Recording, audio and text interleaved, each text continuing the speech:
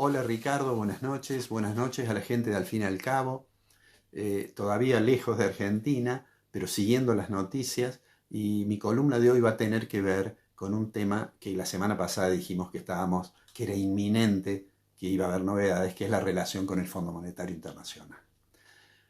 Tal como dijimos, finalmente Argentina logró un acuerdo a nivel técnico, eso que se llama acuerdo a nivel del staff del fondo, que debe ser elevado al directorio del fondo para que de esta manera se apruebe definitivamente y se libere recursos, fondos para Argentina, que van a ser más o menos 7.500 millones de dólares, eso seguramente ocurrirá hacia la segunda quincena de agosto. Pero digamos una cosa sobre este acuerdo. Eh, la primera cuestión es que Argentina tenía que pagar más o menos 2.700 millones de dólares, que los ha pagado. En el comunicado del fondo decía que Argentina debía mantenerse en condición de un deudor regular, y entonces ayer se comunicó y el ministro Massa habló antes que abrieran los mercados sobre cómo se iban a pagar esos 2.700 millones de dólares. Digamos que cómo se obtuvieron los 2.700 millones de dólares.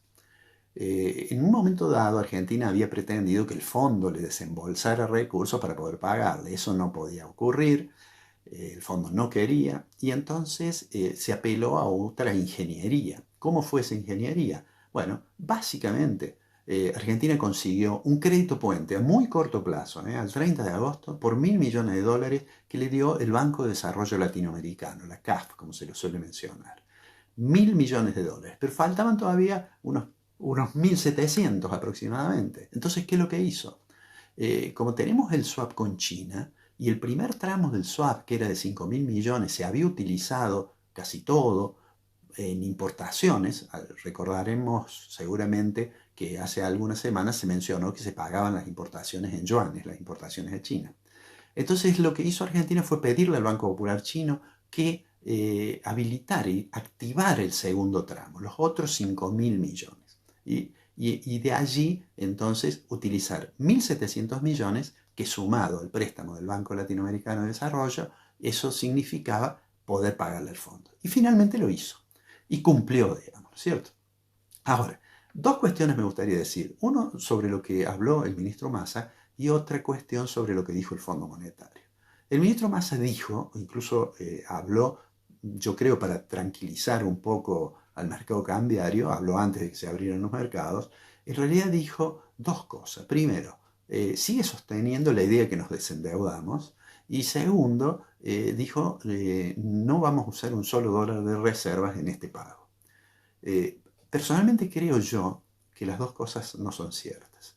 Primero porque se paga tomando una deuda, o la deuda con los chinos o la deuda con el Banco Latinoamericano, o las dos, mejor dicho. Con eso se sumaron los 1.700 millones que se pudieron pagar. En segundo lugar dijo, no vamos a tocar un dólar de las reservas. Y en realidad no tocó un dólar de las reservas, pero tocó los yuanes. Y por eso, cuando uno mira la posición de reservas internacionales de Argentina, que informa el Banco Central, en realidad cayeron las reservas. Y cayeron, el dato publicado después del pago por el Banco Central ayer, es el nivel de reservas internacionales de Argentina más bajo de los últimos 15 o 20 años. De manera tal que eso, no, más allá de que es un logro del ministro y de que su plan de llegar lo mejor posible, digamos que sigue funcionando. La otra cuestión es la que dijo el fondo. El fondo dijo, Argentina tiene que mantenerse como un deudor regular, Argentina lo hace, pero además dijo una cosa muy importante. Bueno, se sabe que en la segunda quincena de agosto le va a probablemente autorizar el pago de los 7.500 millones de dólares.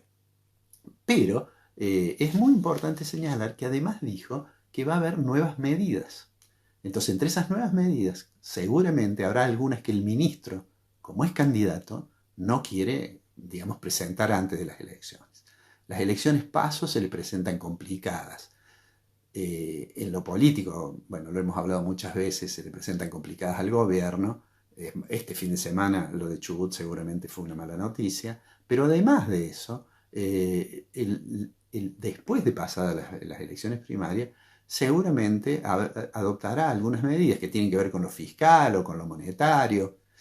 quizás con lo cambiario, el fondo le pide que devalúe y el ministro hace una devaluación que podríamos decir devaluación por partes, y una devaluación podríamos decir impositiva, ¿no? Porque pone impuestos a las importaciones. Pero bueno, eso se va a ver después de las primarias. El ministro por ahora quiere llegar lo mejor que pueda a las PASO. Y después de la primaria no solamente va a tener estos problemas. Lo digo para terminar.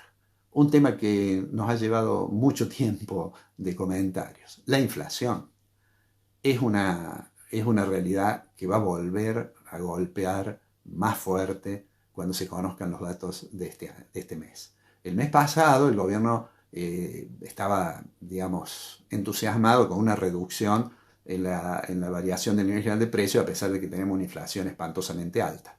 Ahora, cuando se conozca el dato de julio y cuando se conozca el dato de agosto, nuevamente el gobierno va a estar con muy malas noticias.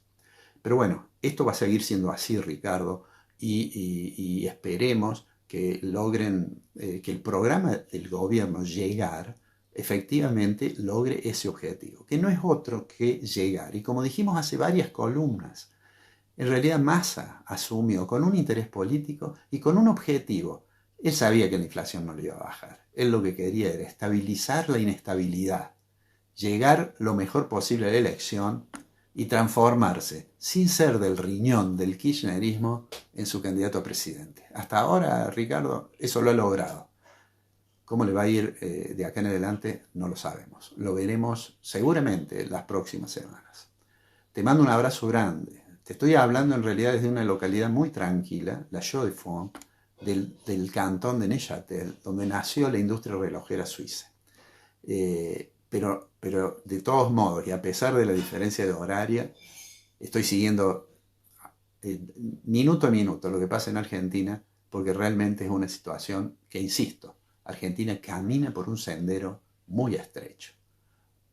Mi deseo es que obviamente lleguemos lo mejor posible. Te mando un abrazo, Ricardo. Le agradezco a la gente del canal, en particular a sus técnicos, que hacen todo para que podamos poner al aire esta columna. Será hasta el martes que viene.